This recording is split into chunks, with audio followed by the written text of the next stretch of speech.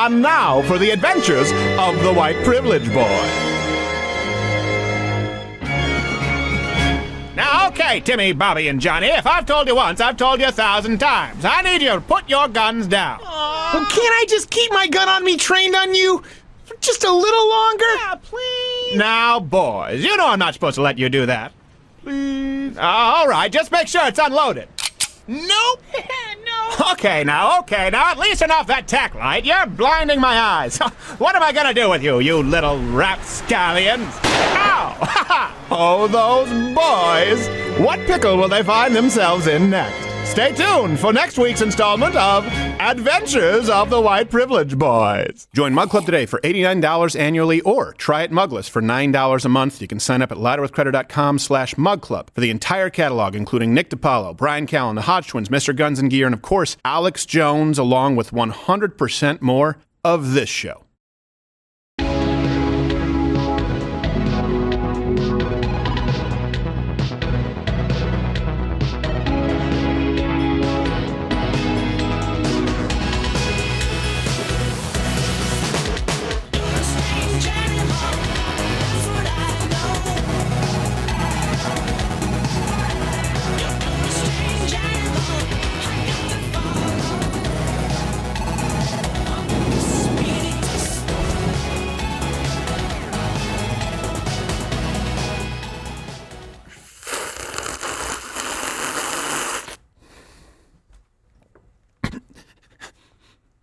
Aggressive. It's an angry sip because today's theme is you have been lied to. Now, I know they say don't attribute to malice what can be chalked up to ignorance. Bring up the rundown. Okay, you've been lied to. No, that's not the rundown. That's a black guy on CNN. There you go. You have been told that our justice system is, in fact, just. No, we'll go through the jury process, what's taking place with President Donald Trump. You can take a guess where that one's headed. NPR. People are talking about this. We had a segment ready yesterday. I was kind of surprised to see a lot of people, even on the right, but people who have defined themselves as classical liberals saying they've really gone off the rails. Boy, have they changed. No, they have not. You have been lied to. NPR has always effectively been a wing of propaganda for the government. And I'm going to bring you those receipts. I've always known it. I come from Canada. That's where I was raised, where we had the CBC, Canadian Broadcasting. You don't have to go to Venezuela to know how state media functions. And, of course, that's what NPR and PBS here in the United States do themselves. Let me ask you this. Before anything else, why, oh, why? And I understand it, corporate media problem, especially now in the age of algorithms, clickbait. I get it, not lost on me. You always serve a master. But why would you assume that someone who is beholden, who requires big government to function, could ever be objective? It's just that now, and thank God for this, you have the ability to see it. It's not new. It's just maybe worse, and you can see it. So let's dispel this narrative that, oh man, the Democrat Party left me. Nope. You just weren't aware. Oh, NPR, they used to be objective. Nope. Not true. Our justice system in this country. Nope. Not true. You've been lied to for a very, very long time. That's the theme today. So I might get a little bit upset, but it's going to be a lot of fun too. If at some point today, if you're still watching on YouTube, don't know why, and you see this, head on over to Rumble. It's a live show, weekdays, 10 a.m. Eastern. You know, back in the day, remember when you had TV Guide? Al Roker was usually on the cover.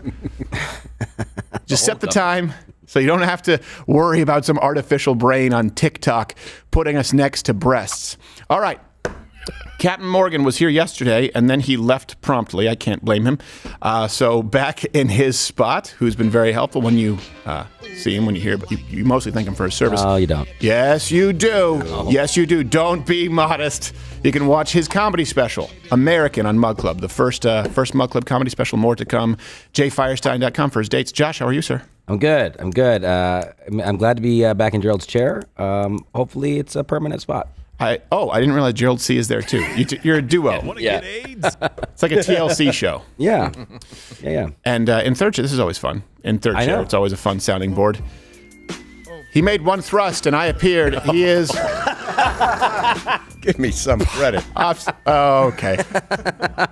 They call him 3.5-minute Pops. Pops Crowder, how are you? Fantastic. I don't recognize that guy over there in Gerald's chair, though. He's bearded one day, then not. Yeah. Then a Hitler stash, then not. Then a scruff. No, there's People don't know. Well, he tends to wear one in his private time. I tend to do a little cosplay. He has the biggest balls on the planet.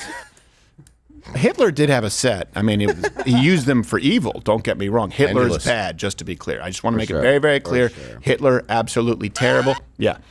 Now, I know we take Fridays off, you've heard, but yes, there might be something with Firestein Hitler coming down the pipe. There might be. I'd be wearing something different, not this Bass Pro Shop that I got on today. But Oh, I well. got this at Bass Pro Shop. What do you think? Did you? Yeah. Did I don't know how to fish, but I got a nice shirt. Did you go shopping with a gaggle of lesbians? No, just a couple. Yeah, I imagine they shop at Orvis, I believe, right, Pop Scrotter?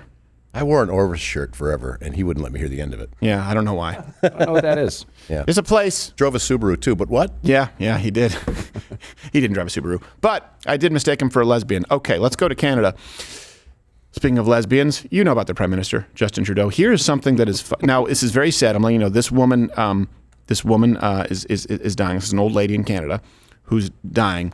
But talk about sticking the landing with her last words. Here's a clip of Grandma in Canada making sure that she's heard.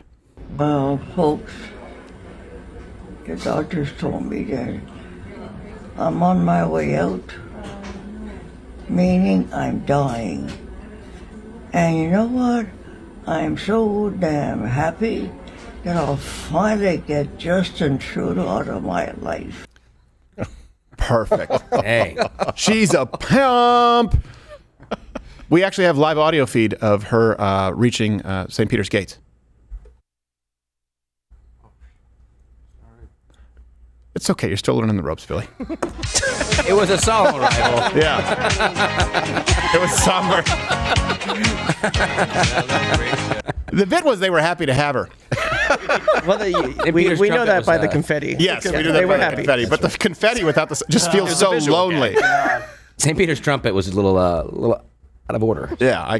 Billy, you good? Do you need a minute? You good? No, I'm good. Okay, all right. I thought for a minute there she was going to be praising Trudeau for the euthanasia program. No, that's why she flipped him the bird by living. Yeah. By choosing to die naturally. Hey, isn't that a crazy thought in 2024? I'm glad she clarified, though.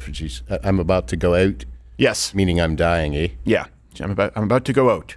Well, you know what? Good for her. And hey, you know what, Poilievre? I think it's probably time for you to maybe make a visit here to the show. I know that we've sort of run in the same circles, communicated a bit, but it looks like Canada's going to have a tectonic shift with their politics. And that'll tie into what we're doing with NPR here a little bit later, because they do have entirely publicly funded broadcasting, which means they have no objective news.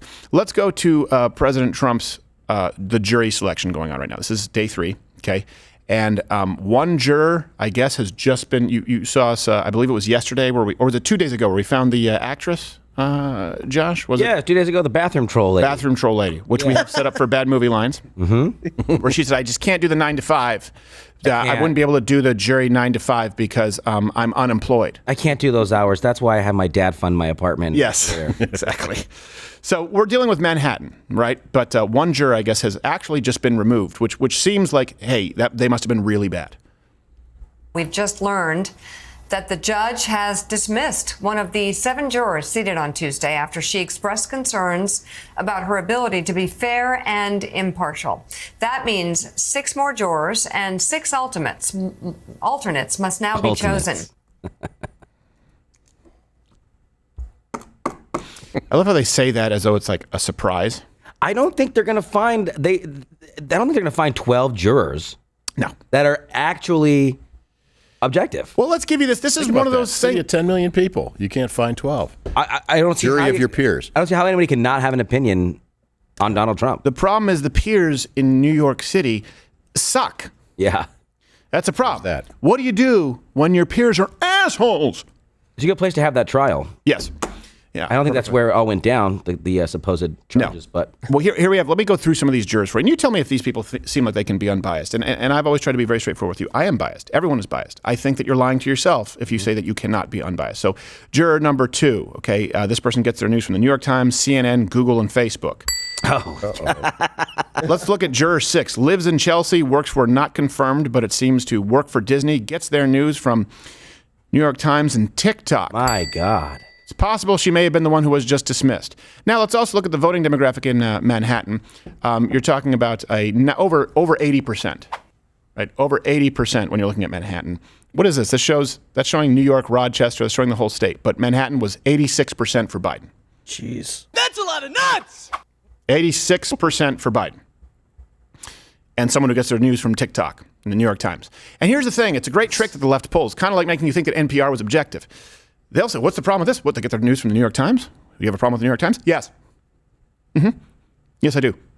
If someone actually has a subscription to them unironically, that is a problem. You think someone is getting their news from the New York Times, from TikTok, someone who may work for Disney, where, by the way, it is part of the hiring protocol to ensure that they do not share the values of middle America. Yes, I do. I do think it's disqualifying. One juror actually, on their Twitter, they found a video of the juror was recording a video of a celebration in the Upper West Side of the 2020 election when Donald Trump lost. And they showed it to the judge, and the judge said, what am I looking at? How's this relevant? Take a guess. Take a guess. These are the lies that we have to deal with. We all have to act like, oh yeah, no, they can be objective. Really? You're getting your news from TikTok, the New York Times? You live in Chelsea? You're uploading a video. You went through the process. You took the time to record people celebrating the supposed defeat of Donald Trump, tweeted out, I believe the text included was, this is just such a New York moment. And this person is going to be objective. This person would have no vested interest in ensuring that Donald Trump can't run for office, would be ineligible for office. And how do we know that that's the goal? Because those same people you just saw on MSNBC and the entire lineup at CNN have said that's the goal. I'd love to be a part of it. Yeah, if I can help convict this guy and affect the election, that'd be awesome. I could celebrate once more. Right. Yeah. So you guys let me comment below. Well, there shouldn't be a trial, but if you have to pick these jurors, wouldn't you just go by demographic? Male, Upper East Side, kind of hedge your bets. Not that you're going to get somebody who's like-minded, but at least less fantastically left. If you want it to be fair. Yeah, if you want it to be fair. The best one I see, actually, is juror number 4, is originally from Puerto Rico, has lived in the Lower East Side for the last 40 years, has actually a family, kids, I believe works in IT. That's someone who I would look and say, okay, this person could be a wild card. This person could be somebody who... Hispanic man, they tend to favor Trump, as we see through the demographics lately. Has a family. That's getting as conservative as you might find really in New York City. No IMDb profile. No IMDb profile. No bathroom trolls. Hasn't taken part in any mumblecore. Yes. Let's go on to something else too. This is kind of a cultural shift. Caitlin Clark in the WNBA. Did you get a good crack there, Josh? Yeah. Did you hear it? I didn't hear it. No. Oh, did you yeah. Mike? He just cracked his neck. Yeah, he's got a good little. Yeah, I was sorry to distract you. I don't think. No, I don't. Just had a little crick. I got jealous. Oh. I wanted to do it, but I couldn't. So I wanted to cut to you, but I was still on camera so that I could do it. Just a little. Go to Josh. Gerald C. help you? Oh, that was a good one. Hey, one of these days I'll crack my ears on air. Really? I can pull my ear and Let's do it later in Chat Thursday. Yeah, we'll do it later. You're going to get cauliflower. Mug Club, we're looking at you. It's kind of gross. This is what you subscribe for. So yesterday there was an exchange here with Caitlin Clark. Basketball player, very good. Best collegiate player, I think, arguably ever. White girl. So, wait a minute. Yeah, I know. And look, okay, I will acknowledge my bias here. You know what? I'm going to acknowledge Pops Crowder's bias. Okay? This is one of those where you're like, is there a little bit of racism? Because my dad walks into the room. He goes, have you seen this Caitlin Clark? I go, what? He goes, she's playing at Iowa, and she's just cleaning up. She's the best girl college basketball player of all time. Like, Dad, I'm guessing she's white. Well, you did say that. Yes, I did. Like, otherwise, why would you be following women's basketball? You got to be at least the novelty. Why? It's the story behind it. I was around during the Larry Bird era, where if Larry were a black player, he'd just be another average guy. Here we have it now. Best female basketball player ever. Yeah. It's not open to opinion. She beat Pistol Pete Maravich, if you guys are... The record, yeah. The record of it. In a one-on-one, he would smoke her. Of course. But, I mean, in terms of points. Well, if he was playing against women, too. And so she's getting all the racial slinging. And, Luka Doncic here in Dallas, same thing. Best guy in the league. And it all comes down to race all the time. That's where we are. It's very unfortunate. No, it's a big story. I understand. It's a reaction because people say, oh, they really do use identity politics even in sports, where we talk about, hey, how about affirmative action, in the NBA? It's kind of something that's done as a joke. But the truth is you do see people get a little bit territorial with that sometimes, some of the commentators out there. Not everyone, of course. There are people who say the best player is the best player.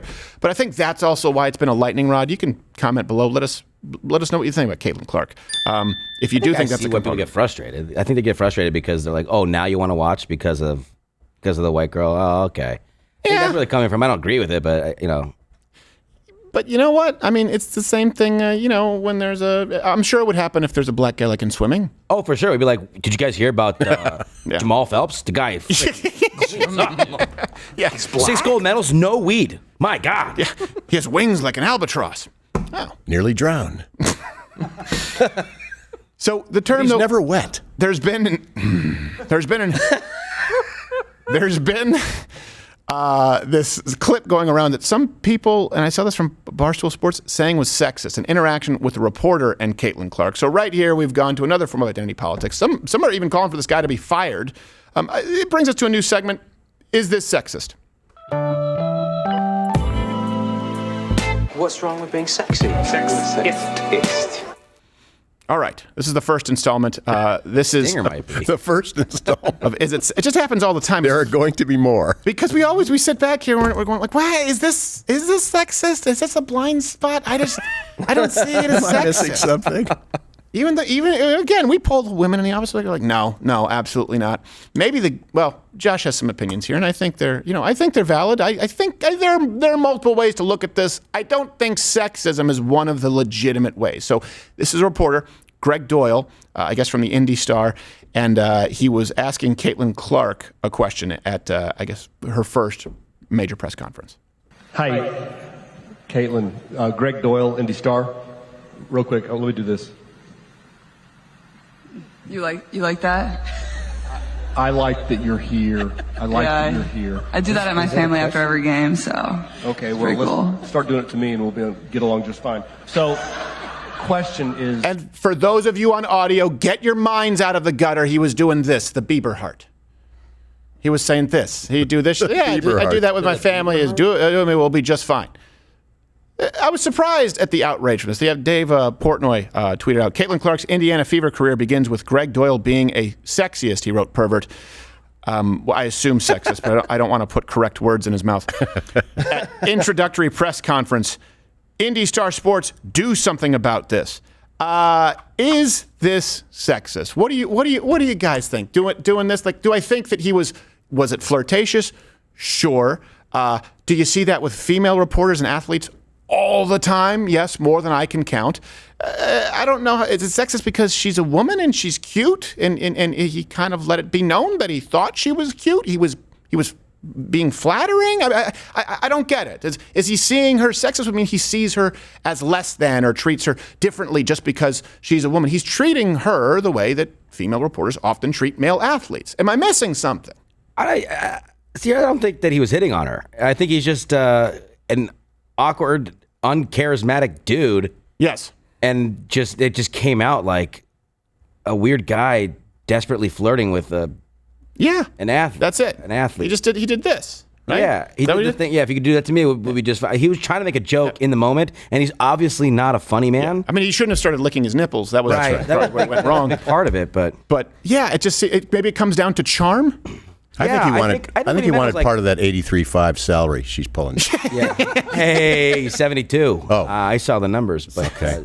No, at least it wasn't a Mike Tyson exchange. Oh, I think he did. Yeah, he didn't bite her. I think that this just meant like as a fan, that's how I thought. No, he was so glad she was now the franchise. I think, come on. That's welcoming. I don't want to be disrespectful, but if he did it to a dude, then we'd be talking about. Well, we make fun of him. I don't see that happening to dudes that often. Like I watch football and baseball and a little bit of basketball, but you said it happens in fighting sometimes, but those guys are half naked. It happens all the time. At weigh-ins, there's a towel. And they're almost naked. And their bolts coming out. Have you seen Conor McGregor in shorts? He is showing that off. Yes, he is. Yeah. He might be a lightweight in the ring, but he's a heavyweight in the bed. I know. Good for him. And I don't hear. Yeah, but other sports, I don't hear that. I don't hear really. In hockey, they had to change the rule to give you an idea because men would give it. I saw Eric Lindros give an interview to a female reporter in the Philadelphia Flyers locker room with his penis out. But where were her hands? On the mic. No, her hands were not. That's the important part of this. That's right. It's not basketball, Dan. Yeah. It just changed the rule, right? The towel rule. Well, Didn't they say, like, you got to put on a towel. Or they're grays, they call them, which is your undergarments under your equipment. Yeah. Now, I will say that one, you have a point. I'm kind of surprised that even had to come up. And I'm surprised that anyone was outraged. Like, a bunch of French Canadians, how am I going to do my interview without my penis out? It's make me feel free. I will say she looked uncomfortable. I think that's where it comes from, is that she looked uncomfortable. It was awkward. And it seems like it's a inappropriate, awkward moment. And I think it's being blown out of proportion by calling it sexist. I don't think anyone's holding her back from anything. I don't think anyone's sexualizing her. No. I don't think anybody's objectifying her at all. I think it's just I think it's a guy who reports. He's a beat reporter for a WNBA team. Yeah. And he finally has something to be excited about. They have the best player in the league. Yeah, no, I think you're right. And I do often go, oh, look, okay, I have a mom, I have a daughter. Hey, I get it. When my daughter's older, if I were to see a guy say like, oh yeah, this, hey, if you do this with me, we'll be all right. I would go, okay. That's a pretty gentlemanly way. Even if he is, for example, trying to be a suitor, but all right, there's nothing inappropriate about that. It's not like, come on over here, Caitlin Clark. Yeah, get over here, you basketball bitch. Yeah. It doesn't sound like that. I don't think he deserves to be fired. That's what it feels like. Dave's implying that he should be fired. He said, "Hey, Indy Star, what are you going to do about this pervert? Like, he should be fired and let go from his job." That I don't know. Yeah, it's a little covering too far. a WNBA team, I don't know how much that can make you, but may seem like a personal vendetta. Maybe he doesn't like this reporter. I don't know. If this is sexist, though, again, just believe your lying eyes and ears. Here's exactly what happens when the gender roles are reversed. I'm a primetime player. I came through when it counted and got my second TV. I got one for my living room now and one for my bedroom. So Do you really need two? I mean, can I have one? Well, you're really good at reading people's minds and anticipating their moves. It probably really helps with women. It does. Fifth double-double in the last 6 games. Do you feel as good as you look? And not appreciate that you have a better manicurist. Yeah, man, the drip set. And with all due respect to your significant other, it is hot. Shavkat Rachmanov, that man, gives me chills. And by the way, before people get out, the point is none of that should be outrageous. Right. She's being funny. She's being cute, Sanko. She's a great reporter. It's her job. It's fine, okay? Not everything is meant to harm you or cause discomfort. Let me ask you this. And if you want to say it's unprofessional, sure. You have to apply that across the board then. It's unprofessional for them to say, you're cute, you look hot, are you feeling as good as you look? Does this work with the women? Apply it across the board. There can be no flirting. There can be no ad-libbing in sports journalism. Or you have to acknowledge that it's not harassment, that it's not assault. And then we have to decide, okay, then how can men make their interest known to women? There are deeper consequences here at play. Let's take a bird's eye view here. Somewhere close to 30 to 40% of men under the age of 30 are not going to get married. Why? They're afraid. They're leaving the dating because of this. If a man can't say, oh, I love it. Yeah, you do this. Hey, well, would you like to grab coffee? Without it being seen as inappropriate, guys are just going to say, all right, I'm done. Then I'm not going to fire my shot anymore. Do you realize that with I don't think he's firing a shot. No, I don't think he is, but I'm saying even if that were the case, it wouldn't be inappropriate. And in this case, he's doing what sports journalists do. I think it's inappropriate to... As a journalist? Ask a question that they can't get out of. Well, but they do that with male athletes all the time. Yeah, it's inappropriate. Okay. But it's not perverted. No, it's not perverted or sexist. Like, come on. It's inappropriate, but it's not perverted or sexist. Yeah, that's retarded to say. Yeah, You know how they say people have a face for radio? Yeah. Have you seen print journalists? Yes, it's quite rough. Yeah. Have you seen? I think perverted is like former vice president, stroking 6-year-olds' faces and sniffing them as they try to escape.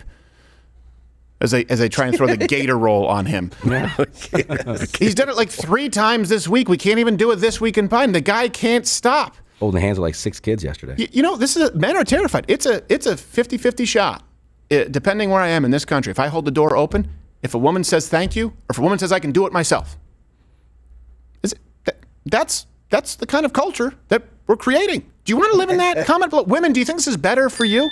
The other day, there was a woman carrying some heavy bags. I said, hey, do you look like you could use a hand with it? She said, oh, no. She said, I've got it, but thank you. She said, thank you very much for offering. I said, you know what? I spoke with her. I said, I got to let you know, I felt like I was taking a risk saying that because I've had people chew me out. She goes, what? Who would do that? And I'm like, talk to your friends. Yeah. Talk to your friends. Start policing your own. To your friends. She's like, Sharon? I imagine heavy bags as being her boobs. You're an awful The rest of person. everything you said was so wrong. Can I help you carry those 6, man? You know what I'm talking about. Josh went full perverted. 60's the new 50. Daddy's hungry. It's a hypothetical. I'm just... It didn't help that I was dressed like a giant baby for no reason. Yes, yeah. You took your pacifier out and said, replace it. I just followed her for the next 2 blocks going, A homeless guy did that to my wife in L.A.? No. It was so funny. And then for like the next 2 years, whenever my wife's in a bad mood, I'd go...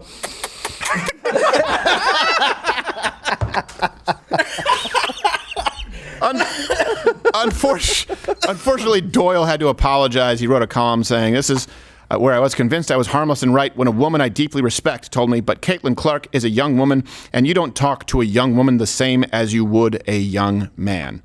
Okay.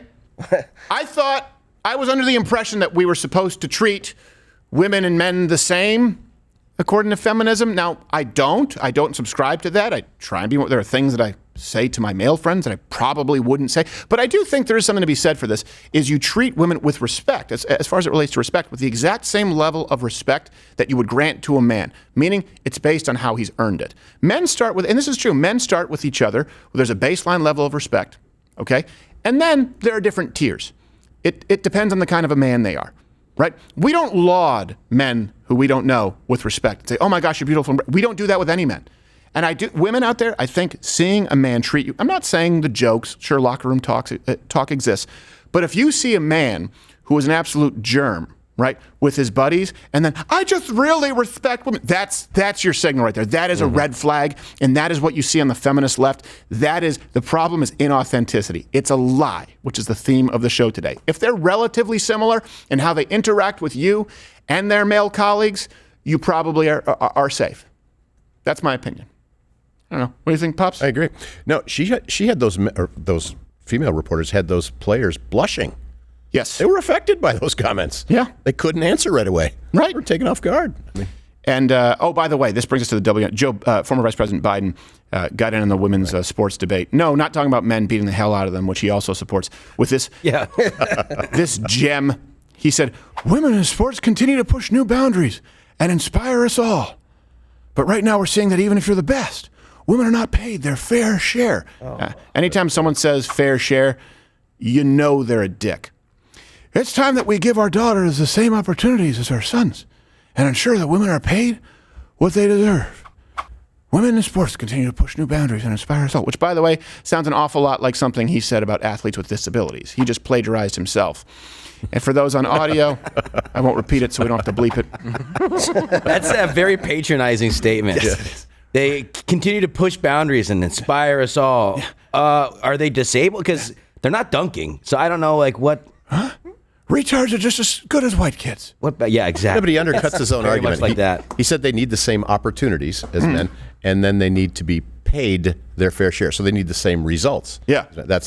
There's this problem. Well, if they he need doesn't even see that as a problem. Yeah. Well, if they need the same opportunities, then we would need to, if we need to equalize it, we would need to have biological men compete against superhuman men, because that's what women are facing right now in college sports. They need the same opportunities. Throw some linebackers in there in a wig. Wow. Just get rid of weight classes entirely. Yes, exactly. It's progress for the sake of progress. It cannot be consistent. That's where we are. How does Joe Biden sit there with a straight face and tweet out, women need the same opportunities men do as far as sports, at the same time as supporting biological males in women's sports? Well, he didn't tweet that, to be clear. Oh, he didn't? What, so his support for? I mean, he's got like interns and people who yes. Office. Josh, is there a WNBA team in D.C.? Yes, they're called. No, I don't. I don't care what they're called. Called the Embezzlers. I don't know. I wonder if Biden has ever supported that. Yeah, Biden, are you a season ticket holder? Mm-hmm. Yeah, go watch it. Women don't watch it. Be the change you seek, dummy. So here's the claim that you'll see from them all the time, and we've done this before, but this bears repeating. That WNBA players don't get paid enough. Caitlin Clark, her rookie deal. 4 years, and she's well paid. Brittany Griner had to go to Russia because of how poorly we pay and have always paid in this sport. Boo-hoo. She was selling drugs. $338,000. So she gets in 2025, $78,000. 2026, $85,000. 2027, $97,000. So she would qualify for low-income housing in San Francisco. What? Is she playing in San Francisco? She'll be paid less than the average salary of a union nurse, teacher, or cop. $76,000 is not enough for someone you are looking to be the face of the league going forward. No other professional sports league would do something like that, and it's a shame. You made the point that it was kind of funny how they inadvertently. Yeah, that they inadvertently exposed themselves to how bad inflation is. That $76,500, $530. I looked at that number exactly. $76,535 is $6,535 more than I was making a year ago. So you qualified for low-income housing in San Francisco. And I thought I was doing pretty damn good. I owned a home and everything. Well, you know what? That money goes pretty far in Gary, Indiana. Yeah, it should. Just to be clear. Now, here's the truth. At least he doesn't play for Washington. She's not in Gary. How far is that from Indianapolis? I have no idea. There's nothing good in Indiana. By the way, this is going to be a huge boon to the economy in Indiana, because what people fail to realize is Indiana is very close to Chicago, to major cities in Michigan. So as opposed to major cities in the middle of a state, like people are going to be coming in from out of state to see her. That's actually going to have an impact on the state economy. As far as the claim that they don't make enough money, here's the truth.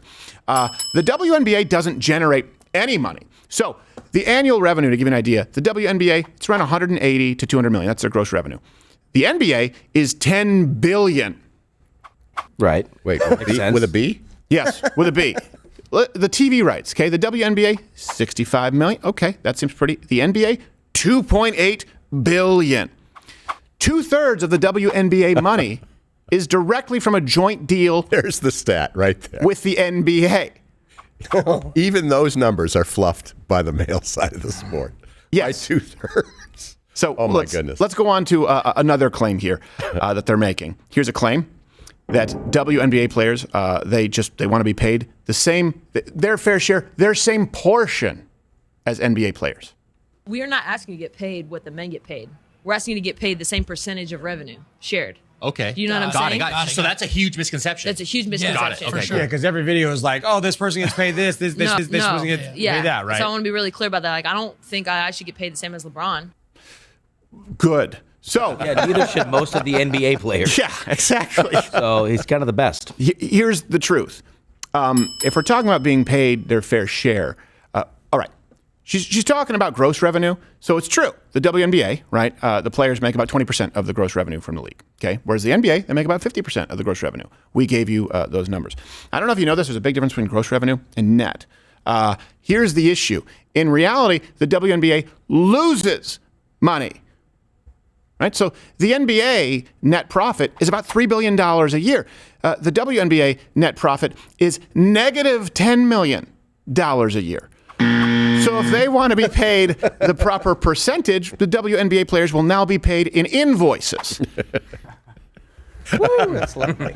Ooh, I stayed in Russia. I thought we were talking WNBA. What was that? And isn't their season like 4 months? I have no idea. Like they work less than teachers, I think. Well, there's like 9 teams in the league. As of 2018, the WNBA has never turned a profit. Those are the last financials. I'm not very transparent with them. All references are available at louderwithcredit.com. This is the theme.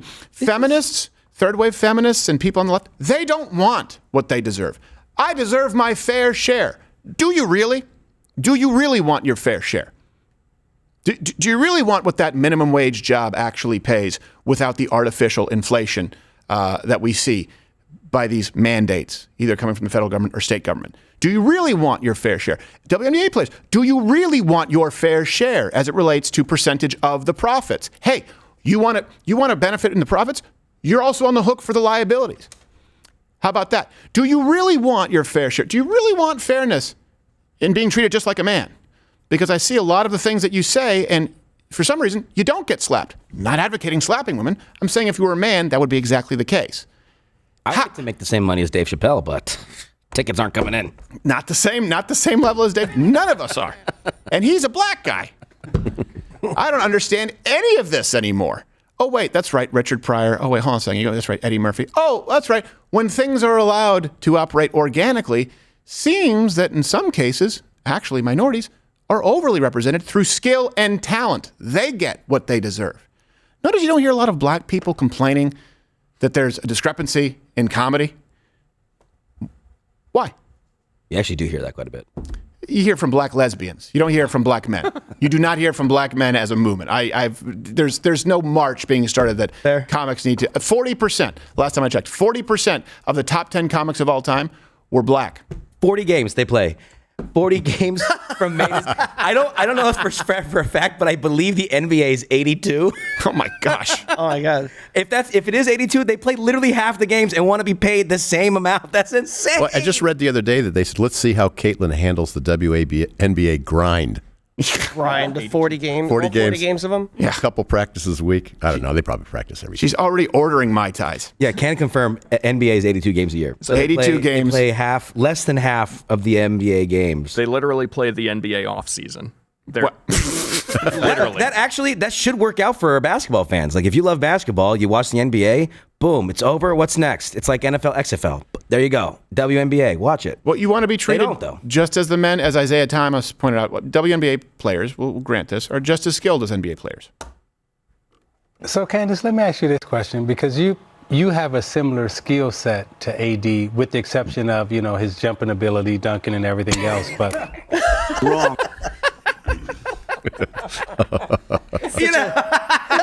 Such a passive-aggressive burn. What's left? You're just Do you skate well? You're just as good as a doctor as anybody else. I mean, with the exception of your surgical skills, your knowledge, your residency, and... Well, Isaiah's the guy that made the Larry Bird comments, as you know. Yeah, no, I know. Very racial. He's also a troll, though. He just likes to get people riled up. But I don't know how many MVPs Larry won. He played in Tacoma. Oh, did he? Yeah. And let's go. It's okay. You want to be treated exactly the same? All right. That's a big part of it. I don't know if you know this. People really want to watch men who can. They want to watch athletic freak shows. That's what professional sports are. Have you ever actually walked into the locker room or been around an NBA team or an NFL team? They are actually, it's almost like all of, and by the way, this includes people of all races. I'm talking about these crazy super athletes. You can also take World's Strongest Man. They are closer to gorillas than they are to you as the average human male. It's not even close. They're like at least a whole half human larger, 2 times faster. These are people who are picked because of their God-given athletic ability. Of course, they refine it. Go stand in a room. Go to one, and you can do this with strongmen. You go to like the Arnold Classic. Go in a room with Brian Shaw, Half Thor, Eddie Hall. You could put them in a lineup, you and a gorilla and an alien would land today and think that Half Thor and Brian Shaw were of the species of the gorilla, because that's what sports is. It's not about being the same. You pay for the greatest athlete. Jumping is kind of big. Dunking is kind of big. So if you don't have those abilities, you'll be paid like the men who can't do it in the NBA. The problem that we run into with this equality issue is that there are more men who've walked. And I know what you're going to say. More men who've been to space? No. More men who've been to the moon? There are more men who've walked on the moon than women who have dunked ever. On a standard rim? No. By a significant margin. Yes. I just did the math. That 76,000, that's 153, almost $154,000 if they play a full season. Yes. I didn't even think about this element of the equation, is that they're playing half the games. Right? At a $10 million loss. Wow. Yeah. Think about that. And by the way, this also has to do with market demand. There's someone who transcends sport, like Caitlin Clark. Here's the beauty of this. She's going to get paid. Why? Because people want to watch her. Now, relatively speaking, she's incredible with the competition that she's facing. While she was at University of Iowa, she was paid around $3 million when you look at the endorsements. She's looking at an 8-figure deal with Nike alone that could include her own shoes. So there are people who are willing to pay if you are really good. If you are someone who they think is a good ambassador. You're paid what? You're worth. Isn't that what equality is supposed to be? This is where we see equal opportunity versus ensured equal outcomes. That's the issue with the WNBA, and it's the same issue that you see with wealth redistribution, whether it's a socialist country, a communist country, or the current DNC. You cannot support equal opportunity and then demand equal outcomes. You do have to pick one. You have to pick one because they cannot coexist. And let's be honest, a lot of people are just pissed that a white girl from Iowa is the only thing who's bringing attention to women's basketball. I get it. She's taking advantage of that notoriety, and she's actually going to be starring another endorsement deal in the upcoming Space Ma'am. That's going to be a big deal. Good for her. Oh, nice. A little tired of the remakes. Ticket sales don't lie. And by the way, it provides clarity here, the market, after exhaustive research. And looking at the ticket sales, it's clear what sports fans are willing to spend their cash on. Men. Top men.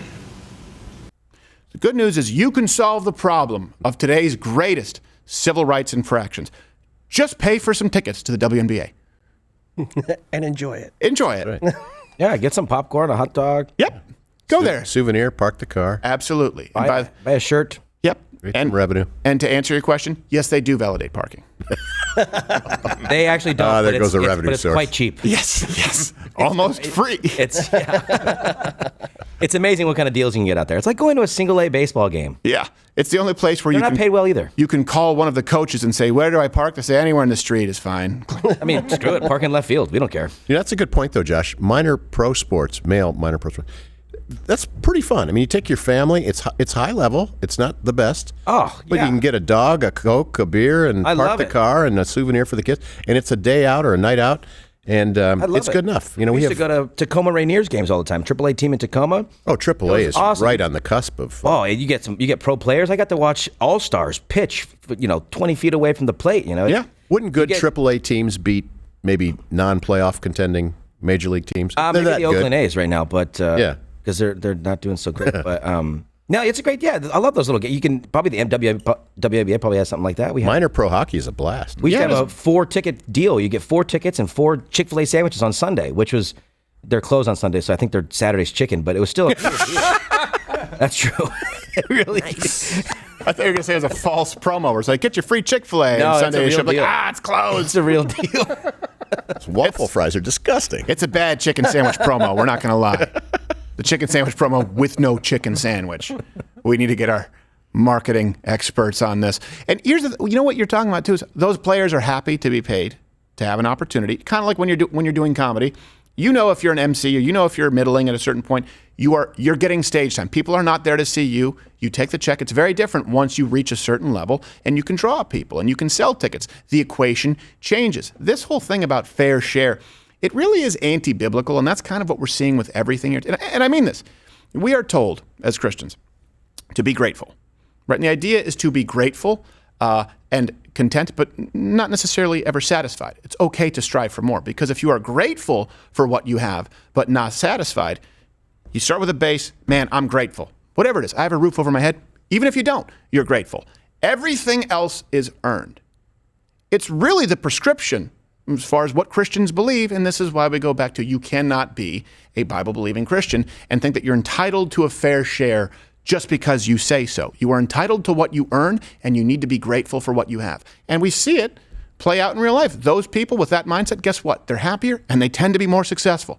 Go read books on any of the wealthiest, any of the most successful athletes. All of them were grateful, and all of them were borderline obsessive compulsive about trying to achieve more. And so they worked their asses off. This idea of someone just being born with it, whether it's a billionaire being born with daddy's money in a trust fund, it almost never happens. You'll find some people who have millions right in a trust fund, but as far as the most successful, the elite of the elite, the idea of Michael Jordans, of Wayne Gretzky's, of anyone of Brian Shaw, who we've had in the show, George St. Pierre, you look at any of these elite people, all of them were grateful for anything they had, and boy, did they work their ass off because they were afraid that it would either slip through their fingers or they wouldn't earn it. How about that mindset? You know what? Have that mindset, and maybe you'll achieve great things. Also, us here, we're very grateful. We're about to go into NPR. We're grateful for you, for Mug Club. because NPR and PBS, they've always said we're funded by viewers like you. Well, that's a lie. They've not been funded by viewers like you for a very long time, no matter how many times Jerry Lewis in his telethon called a 6-year-old an illiterate fag. I know you have to dump it, Dump that. but that actually happened. We'll roll that clip again in Mug Club. Rough time for PBS back then. You, Mug Club, we are beholden to you, not to a bunch of sponsors, and certainly not to the government, who gets to ensure what we can and can't say. You can go to louderwithcrowder.com/Mug Club. $89 annually. You can go mugless for $9. You get Nick DiPaolo show every day, this show, Friday show, a whole 100% more of show daily. You get, it's been expanding so much. You have Hodge Twins, you have Guns and Gear, you have Brian Callen, and of course you have the investigative unit. More to come. We can't do any of this without you, as opposed to NPR, who can't do anything without taxpayer dollars. So, I'm sorry, real quick. This is a really funny headline on CNN. More than a dozen Kennedy family members to endorse President Biden over RFK Jr. Well, it's just kind of funny. It's like even his family's like, nah. Cousin Bob, nah. Come on, guy. Can you maybe just consider not endorsing anybody? Go neutral. Just don't stab me in the back. Again. I don't think I'm asking the world for the world here. Just don't hurt me. He sounds like a weaker Nick Nolte. He does. Poor guy. That's shitty. I know. That's shitty. If you're his family, just say nothing. Don't come out publicly and I don't. You know what? This is a separate conversation. Before we go to NPR, that's kind of my code. I don't know about you with your spouse or with your family. Even if they're wrong, you go to bat for them, and then quietly you say, like, hey, you really probably shouldn't have said that. Like, hey, Dad, that might have been slightly tinged with racism, but I won't say it publicly. What are you doing to me?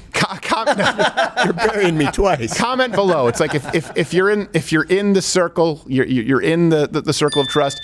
You don't go out and do that. You handle your business privately. That's what we used to do as men, and honestly, as decent women. Now everything is mudslinging in the public when there are affairs that should just be kept private. Like endorsing the opposition to your son and or brother, cousin.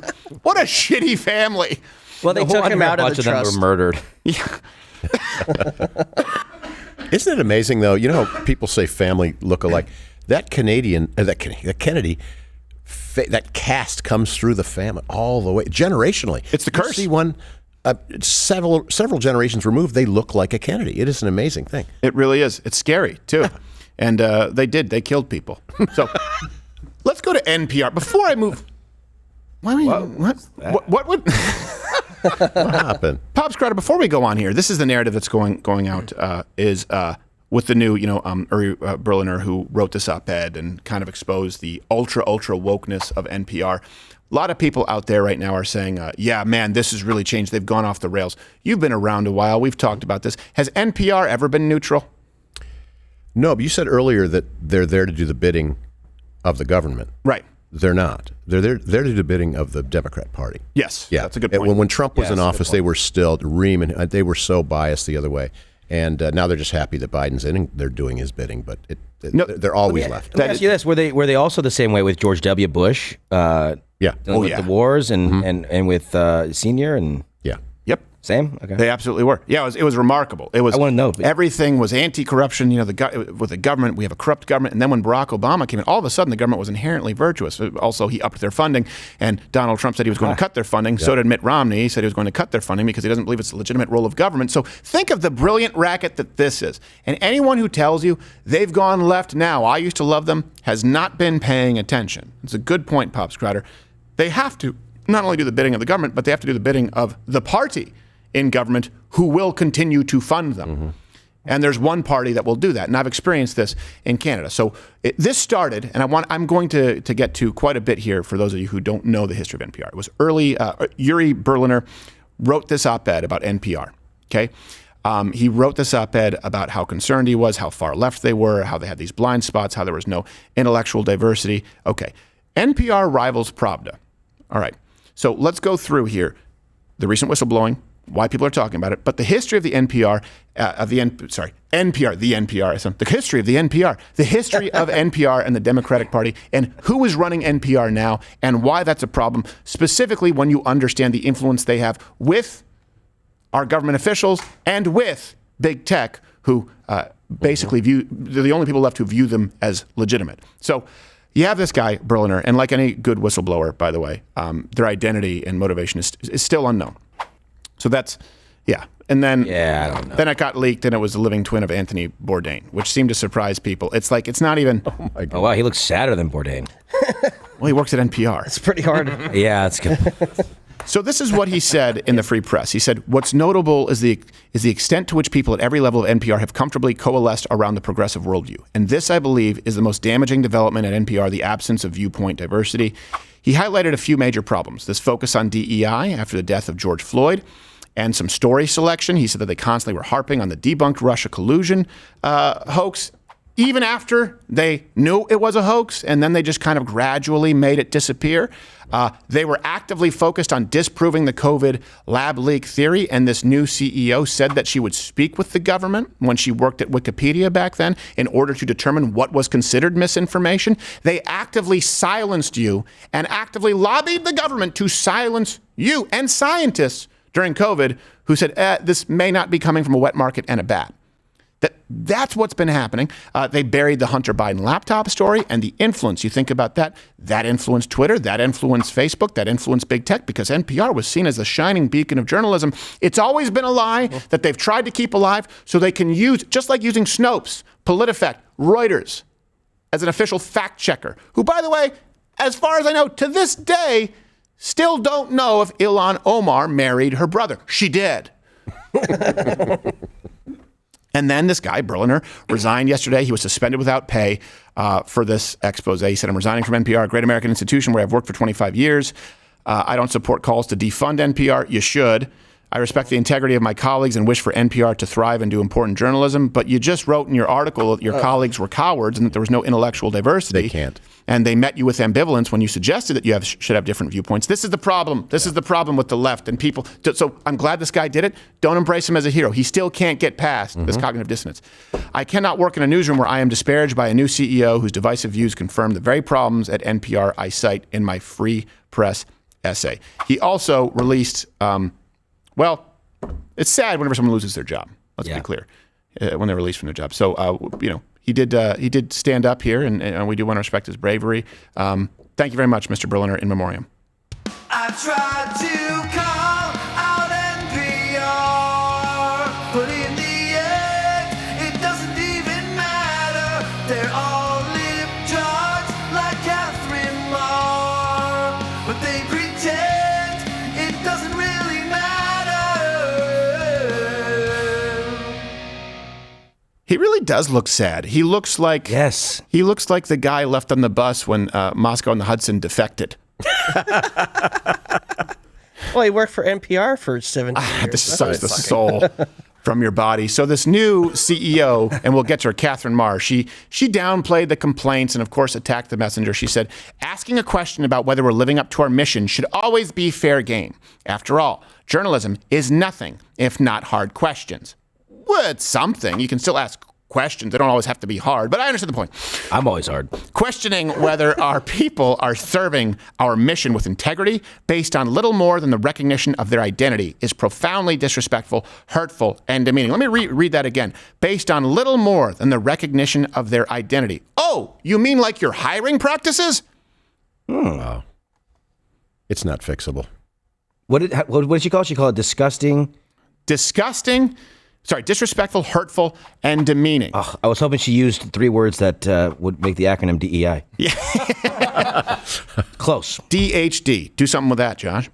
Die hard douches. Okay, there we go. Close enough. I don't know if it applies to a woman. You tried to Conan know me. I did a little bit. It would have been great if it was DEI. Honestly, I would have been like, how did I miss it? I know.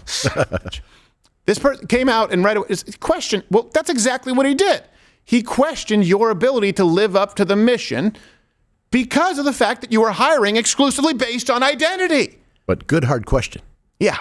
But your question would have been appropriate if you didn't ask it. This is where we are with NPR. And by the way, this comes on the heels of a story you may not know of a more moderate liberal who was fired from NPR. This is earlier this year for not being far enough to the left. Good morning, I'm Frankfurt Bellman, and this is NPR News. Today, we discuss our pop culture happy hour, in which we envision a too-near future that we are assisting in creating here at NPR, Stephen King makes a more recent appearance on our recommended authors list, even though the justification escapes us. And Beyoncé defies gender norms and breaks down barriers through the invention of modern country music, and I'm receiving a note right here that... Are you fucking kidding me? All this shit. Now, after all the shit I've eaten here under the name of news, every fucking Mongolian throat-singing conference, lesbian fucking duo. Hey, oh, by the way, hey, Bradford, your wife's not a dick. Guess how I know? Oh, by the way, this has been going on for so long, you can go back to 2015 when this was syndicated on radio, and we would have to fill a bunch of commercial spots, 16 minutes an hour, because no one wanted to listen nationally to like Ypsilanti Ford. We would just make these sketches. We did a series of NPR sketches pointing out their leftist bias. Way back then, you can actually get it wherever you listen to your podcast. There's Spotify, Apple, Google. I believe Amazon Prime does it now, and we'll upload that as a portion of the lost tapes. I think there might be an installment of like 4 or 5. So there you go. Let me give you some history on NPR here. Okay, founded in 1967. All right. Part of the Corporation for Public Broadcasting. They've grown to over 1,000 stations across the country. In some cities, they have actually more than one station, right? So they can be your prime, at some periods of time in this country, they were your primary 2 news sources on radio, depending where you were. Let's look at their funding. In 2024, PBS and NPR together received over $500 million from the federal government. From viewers like me? Oh. As well. They want to tell you it's viewers. I didn't get a tote bag. No. But I don't. They I still would hope not. They also still haven't solved. Is it muscular dystrophy? What is it that Jerry? Yeah. Yeah. They still haven't solved MS. I don't know. I guess it's going. That's more. not MS, but less MD. Oh, MD. Boy, we're bad with the acronyms today. Yeah. We're a big swing and a miss with the acronyms. Look at the political contribution. So $500 million comes in from the government. All right, and then the vast majority of contributions from these employees go to who? Democrats. Examples: 2020, 92% contributed to Democrats. Let me give you a history of their liberal bias, this beacon of objective journalism. 1977, Jimmy Carter increased the funding to public broadcasting. I'm sure that wouldn't affect their content whatsoever. When the government says we'll give you more money, sorry, one party, you wouldn't have a vested interest in that party remaining in power, would you? Especially when you look at 1981, Ronald Reagan actually tried to cut NPR funding. Then we go to the 1990s, and you have Clinton, who successfully actually fought off the Republican efforts to defund public broadcasting. Now, keep in mind, a big reason that this was happening was because they were so biased, and they were such a primary source of news, and the rest of the media, trying to take part in this agreed-upon lie, convinced you that NPR was a good place to get, and it actively harmed one political party. They were being funded by one political party as glorified hitmen to harm the other one. Whether you're Republican or Democrat doesn't matter. These are the facts. It is absolutely true. $500 million, 92% contributions. Carter increased funding. Reagan tries to cut it. Democrats largely block it. Clinton fights off Republicans trying to defund NPR. It goes all the way through Donald Trump. 2003, let's go here. NPR ombudsman, a guy named Jeff Dworkin, admitted NPR's liberal bias.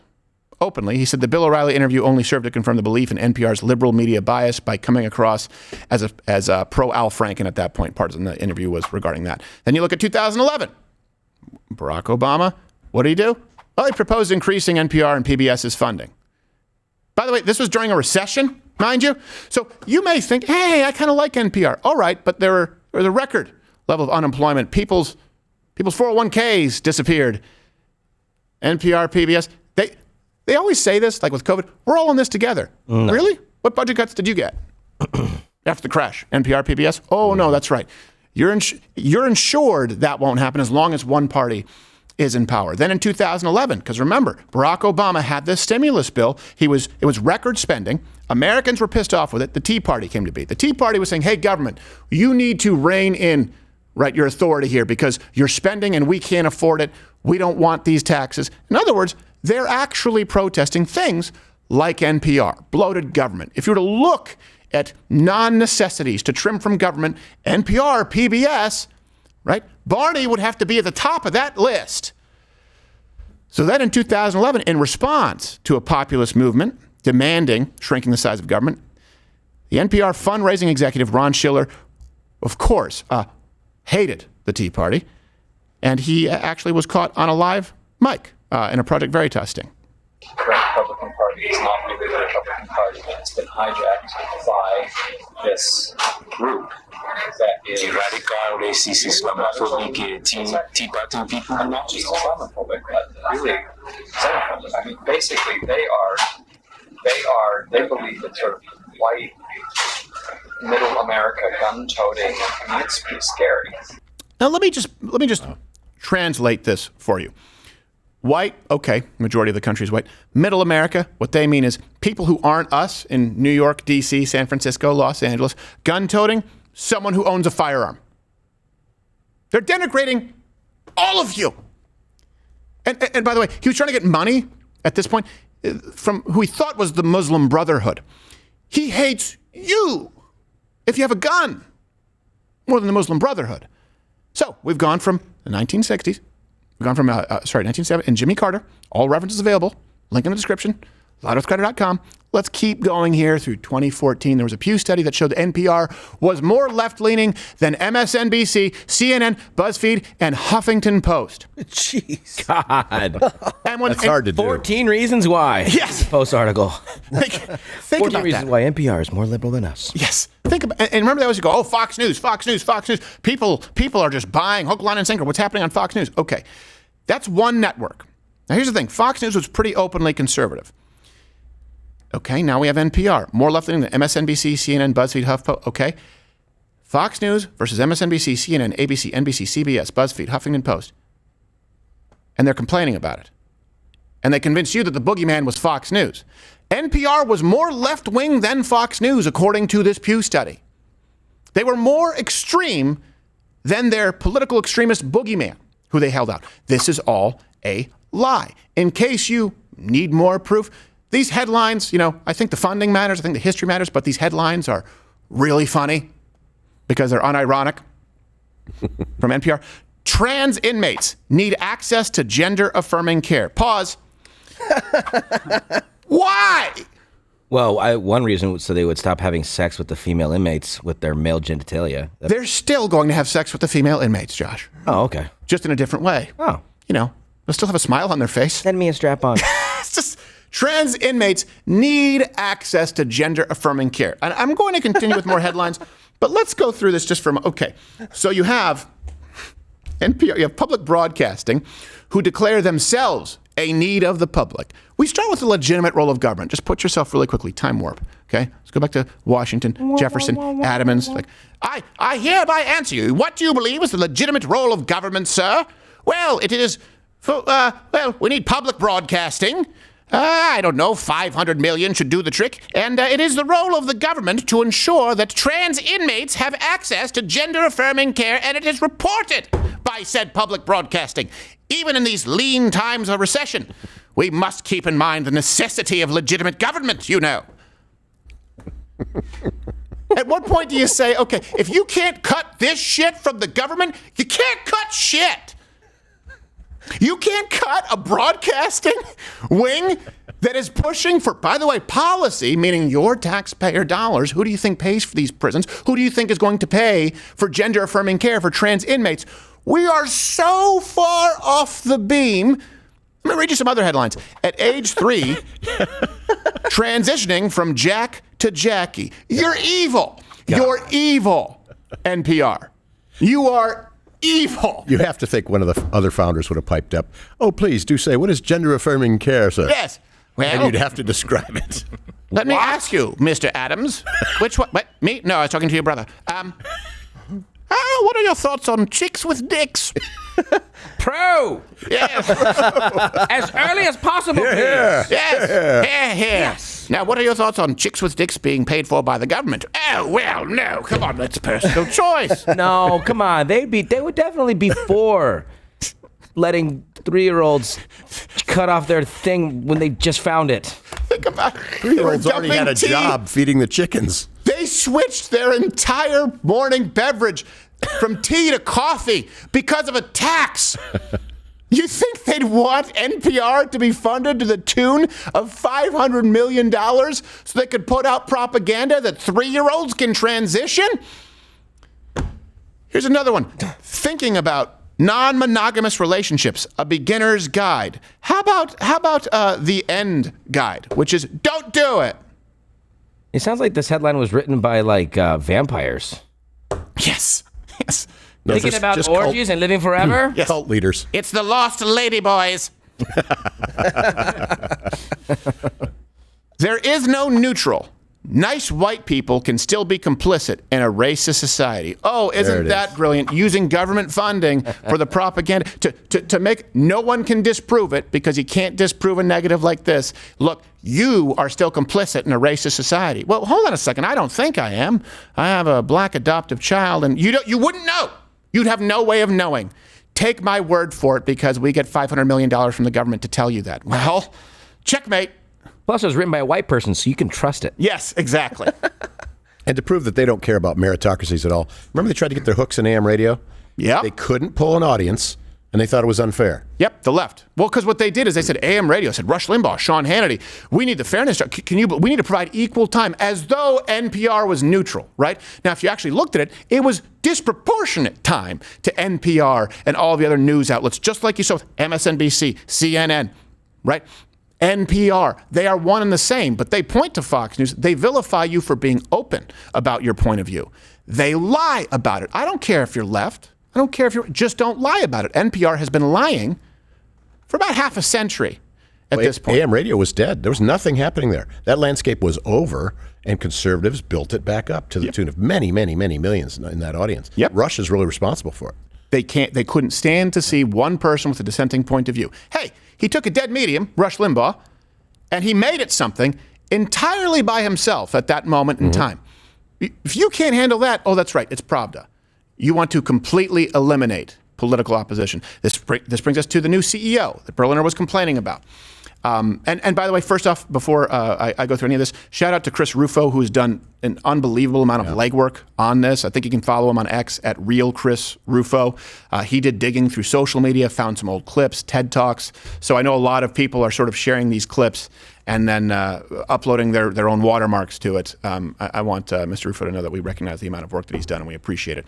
So here's the new CEO, is Catherine Marr, right, for NPR. Now, what is she? She's from a wealthy family. She has multiple university degrees, of course, board seats on a bunch of nonprofits, and she was at Wikimedia, which is associated there with Wikipedia. So let's look at what she believes. In complaining about the criticism, right, from this man, he writes a column saying, hey, I think we've gone around the bend here. There's no intellectual diversity. I think that NPR is becoming relatively extreme. She says, I can't. Her response is, as a weak woman would, not all women, this is a weak woman. When a woman goes, just because of identity, how dare you? Oh, you hear that? That's the sound of not having an argument. Don't care about your tits. So what beliefs does this woman hold, CEO of NPR, that gets $500 million in government funding? Well, she thinks that the First Amendment is a challenge to policing speech. The number one challenge here that we see and is, of course, the First Amendment in the United States is a fairly robust protection of rights. And that is a protection of rights both for platforms, which I actually think is very important, that platforms have those rights to be able to regulate what kind of content they want on their sites. But it also means that it is a little bit tricky to really address some of the real challenges of where does bad information come from and sort of the influence peddlers who have made a real market economy around. Now, keep in mind, this brave woman who speaks truth to power, this First Amendment makes it challenging to find out where misinformation comes from. She said bad information. She did not say misinformation. Bad information. She said bad information, which means not good, not mine. Right, exactly. Bad. We have some very clear examples of that when she was at Wikimedia. For example, bad information was coming from whistleblowers in China who disappeared forever. When they said, this didn't come from someone eating a bat sandwich. It came from a lab named preemptively after the virus. They said that's and who did she go to? Well, yeah, I know it's in preemptively. I'm kind of minority reporting it. Yeah. But she said no, and we had to get rid of this. And who did she consult with? The government. No vested interest in ensuring that you don't know of their lie to you. Or let's remove lie, that they were wrong. Government came out. Official line came from a wet market, bats. He had people in China saying, no, it didn't. He had scientists saying, no, it didn't. When this woman was there at Wikimedia during COVID, she made sure that was disinformation. Why? Consulted with the government. Thank God with the government and the funding, you can bypass that challenging First Amendment. Which government? Because I think Donald Trump was president at that time. Yeah, she did it before and then after Donald Trump. And at that point, you're not dealing with Donald Trump, right? That's the swamp. You're dealing with the Faucis of the world. You're dealing with the CDC. The deep state, I was told, did not exist. Yes, did not exist. The WHO, who don't acknowledge that Taiwan even exists. It's a figment of your imagination. That's how you determine what is objective. And of course, who's paying you. You think, and this, we'll get to Donald Trump in a second, because boy, does it make it clear when you look at just the political candidates. Here's another one of her points of view. All references available at louderwithcreditor.com, unless you think that I'm not including context. She sees the truth. Now, some people have said that journalism is the pursuit of truth. Well, the good news is NPR sees the truth as a distraction. For our most tricky disagreements, seeking the truth and seeking to convince others of the truth might not be the right place to start. In fact, our reverence for the truth might be a distraction that's getting in the way of finding common ground and getting things done. We acknowledge there are many different truths. And so in the spirit of that, I'm certain that the truth exists for you and probably for the person sitting next to you. But this may not be the same truth. I am sorry for what I'm about to say. I don't like her. And this is the beauty of what the left does. And I will say this, it's kind of like the greatest trick the devil's ever pulled is convincing that he doesn't exist, right? Convincing the world he doesn't exist. That's what the left does with their biases. And they start with something foundational that unfortunately people want to embrace because it's a Hallmark card and it sounds good. I'm sure you have many truths. Nope, that's wrong. I was watching Dirty Dancing a while ago. And at one point, the girl, not Juliette Lewis, but... You're going to let that slide? Okay. All right. Watching Dirty Dancing. I like an underdog story. Okay. Plus, you never took me to the Catskills. That's right. How else am I going to see the weirdest looking people in America? Well, she says to her they dad... all look like Jackie Mason. I don't know why that is. Or Milton Berle, in that movie. Do you remember in that part of the Declaration of Independence? Or was it the Declaration of Independence, or is it the preamble, or where they say we hold many truths to be self-made up? Yes, yeah. I don't remember which document that is, but somebody can probably help me. You know the thing. Well, she starts with that. Many of you, you all have different truths. Okay, I'll bring this. This is foundational to where we are now. Where you go, how did we go this far? I was watching Dirty Dancing, and she says to her dad when he's upset about her doing something, she says, "You're my dad, and if you love me, you have to love all of me." Wrong. That's one of the most corrosive ideas that we see in today's society. What does that mean? Hey, if you love someone, hey, women, you love a man, okay, but he doesn't shower much. Do you have to love that about him? Or do you tell him, get your ass in the shower? Get your ass in the shower. The idea that if you don't love everything about me, you don't love me. What is that actually saying? I'm perfect. There's no need for self-improvement. I am God. I've put myself on the altar. I'm perfect. I'm God. You better accept it, or you don't love me, and I'll get the rest of the world to love me. I'm perfect the way I am. You are not perfect the way you are. You are flawed. You are sinful. And by the way, you are to improve yourself every single day. That's what you are called to do as a human being. Same thing here. We have many truths. No, you don't. No, you don't. There is objective truth. Now, there's a process, that's why we use the critic method here, to try and get to the truth, and sometimes that's difficult, especially in the modern era of statistics and, yes, fake news. But we do have to start foundationally with there is truth, and that's what we are seeking. When you start off with, well, any truth can be just as true, that's how you go to what? And children can transition because their truth is they believe that they're a girl. And you see headlines from NPR about 3-year-old Jack turning into Jackie. You want to know where it starts? Let me tell you where it starts as far as abortion all the way up until and including birth period.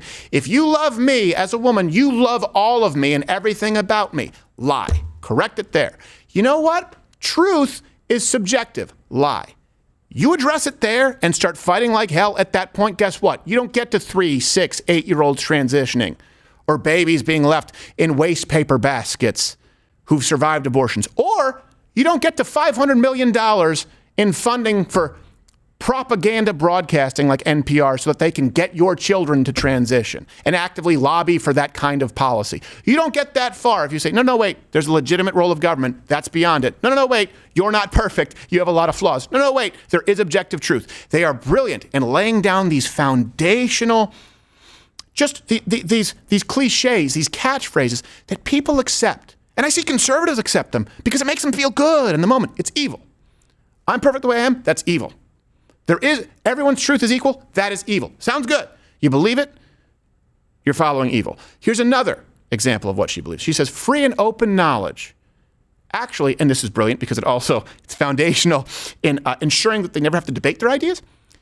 Free, open knowledge, open discussion, it actually reinforces racist power structures. I have come to the opinion and the perspective that free and open was a way of looking at the world that was inherently limited relative to what we were trying to achieve. Free and open has the best of intentionality, but in the end, what free and open often ended up doing, and particularly in the case of Wikipedia, was really recapitulating many of the same power structures and dynamics that exist offline prior to the advent of the internet. Talk about useless word salad from a useless person. While still holding the idea that she is smarter than everybody in every room. I know. For sure. I know. That's you know how you know, because they want to be able to talk down to everybody. Go like, you guys, you can't handle the truth. Right. We should have the truth. Don't seek it. It's a distraction. Yeah. You simple-minded, dumb, idiot Americans. It's so you can't handle it. Let us tell you our truth. Yes, we are the arbiters of truth. And by the way, and people they like this. Yeah. They want this? Mm-hmm. You want to be insulted like that on a daily basis by a condescending bitch like this? Sorry, that was... No, it's not. It's completely called for. Talk about privilege. Did you see that resume? Yeah, I know. My goodness. Talk about privilege. Starting on third base. And they tell you, and by the way, we're looking out for you. We're looking out for you. We're going to make you aware of the corrupt corporate interests in media. 500 mil, the taxpayer? Yeah. No, we don't have any strings attached. Hey, we need people like this show deplatformed. That's why they've actually gone after Mug Club. We rely on your support. They want to eliminate your ability to support the kind of content creators that you want. Why? Because only they should exist. 500 million in government funding. And let's go to her Twitter. It's just also like I thought maybe this was sort of a Borat thing for an unlikable feminist. Because these are her actual tweets. We make the references available. The nice thing is I'm a woman, so, quote, venture capitalist. Twitter will ignore me entirely. So, exclamation mark. So she literally writes like, so. Wow. America is addicted to white supremacy, and that's the real issue. Oh, that's the real issue, Catherine. You sit on your pedestal of supremacy. Why did she write it all in parentheses? I don't. That doesn't make any sense. Why did she dot her eyes with hearts? Is she quoting somebody? She's adorable. That's white supremacy. Well, not only, she didn't say that, hey, there's maybe some systemic racism. She said, America is addicted to white supremacy, and that is not a real issue, not an issue. That is the real issue. Good thing she sits on a pedestal of $500 million in government funding, because a lot of you Americans may think that the real issue is, I don't know, the ability to feed your family, the ability to make decisions on your own, the ability to read the kind of content and pursue the truth in a way that is unbiased. Freedom, your First Amendment rights, your Second Amendment rights, record inflation. You may think that those are some of the real issues. No, there's only one real issue, the real issue, and that is not white supremacy. It's America's addiction to white supremacy. If you question it, good luck, because she'll work hand in hand with the government and big tech to have you silenced. Here's another one. Airline business class demographics are such a pet peeve of mine. In the lounge and on, first off, that means the bitch was in the lounge. Yeah, I know. Executive every platinum. Every bit of this is her being inside. Just because you have racism, just because you're addicted to meth doesn't mean everyone's addicted to meth. Airline business class demographics are such a pet peeve of mine. By the way, I go in there with gym shorts and a t-shirt with stains on it. Nice. And I use their showers. I paid for it. It's $500. Anyone can pay for it. It's $500. Good for you, as you should. Their curtain's not going to stop you. Well, scumbag, I'm in there too, baby. It's not a force field. There are no plasma cannons. Oh, no, curtain. I'm taking a dump. Talk about privilege. Airline business class demographics are such a pet peeve of mine. Oh, okay. I get it. You're talking about the stresses that come with air travel. For most Americans, not you, their pet peeve is being shuttled like cattle to the back of coach where they have a beautiful view overlooking the stall and have to avoid a flurry of Spirit Airlines / World Star hip hop fists at the terminal. I'm so sorry that the Amex Black Lounge was so rude to you. In the lounge and on the plane, usually 80% male, usually white. That's not true. The lounge is full of people that are not male and white. They work at the bar, or they or they refill the eggs, and or they're her. I'm kidding. But seriously, like, just you think that airlines are going, no, you can't buy this ticket. Right. No, they just want your money. They don't care whether you're white or male or. It's just, but that's her pet peeve. That's what really gets her goat. Hey, go ask a goat farmer what gets his goat. Maybe you'll learn about your privilege. Yeah. Such a limousine liberal. I know. Yes. Oh my God. She also tweeted this: that COVID bivalent booster is a marvel, and I'm so damn glad I know I'm going to feel better tomorrow. So we also know that she has no idea how fucking boosters work. Even the people selling them don't say, well, the good news is you're going to feel right as rain tomorrow. The best case scenario that they're going to give you, outside of you might feel a little bit off for a couple of days, is, I don't know, I think you'll probably be all right. No one is telling you that you're going to feel better from a booster. But no one can tell her that because remember, she's established foundationally. She knows how therapeutics work. Yeah, I don't think she does. I think what she's really upset about is that she doesn't get to see these minorities. She wants to see them like they're zoo animals or something. She's like, put them on display for me in the lounge and the business class. Lady, if you want to see some black people, just go to McDonald's. There's one in every airport, I promise. Oh my word! She's that fascinated by you, racist hag. Yes. Sorry. But these poor folks that donate to get their tote bag, and if they just knew that she makes, I think it's $650 a year plus, and 93% of the donations go to the Democrat Party, you think people would be as generous? I don't think so. No. They knew they were getting $500 million a year.